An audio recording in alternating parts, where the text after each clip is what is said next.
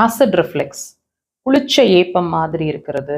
என்ன உணவு எடுத்துக்கிட்டாலும் முக்கியமாக புளிப்பு, எண்ணெய், மசாலா, காரம், ஸ்பைசி ஃபுட் இது எது எடுத்துக்கிட்டாலும் ஆசிட் ரிஃப்ளெக்ஸ் மாதிரி இருக்குது. வயிறு ப்ளோட்டிங் ஆகிடுது, வயிறு கும்முன்னு இருக்கிற மாதிரி இருக்குது. கொஞ்சம் சாப்பிட்டாலும் டைஜஸ்ட் ஆக மாட்டேங்குது. புளிச்ச ஏப்பம் மாதிரி இருந்துகிட்டே இருக்குது. அந்த ஆசிட் ரிஃப்ளெக்ஸ் வந்து தொண்டையிலையும் வாமிட் வர்ற மாதிரி, தொண்டை எரிச்சலும் வாமிட் கூட வர்ற மாதிரி இருக்குது. மூக்கெல்லாம் எரியிற மாதிரி இருக்குது. அந்த மாதிரின்னு ஃபீல் பண்ணிட்டு இருக்கீங்க அப்படின்னா இந்த பாயிண்ட்டை வச்சு உங்களோட அசிடிட்டி அல்லது ஆசிட் ரிஃப்ளெக்ஸை படிப்படியாக ட்ரீட் பண்ணிக்கலாம். லொக்கேஷன் பாருங்கள்.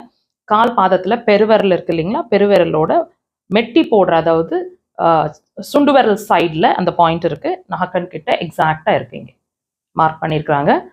உடலை நோக்கி இப்படி ப்ரெஷருங்க, இது மாதிரி ப்ரெஷர், டீப் ப்ரெஷர்ஸ். விரல்கள்னா இப்படி clockwise direction, deep pressures. 2 கால்களையும் ப்ரெஷர் கொடுக்கணும். ஒரு நாளைக்கு 3 to 5 முறை, தேவைப்பட்டால் 10 முறை வரைக்கும். இன்டர்வல்ஸ்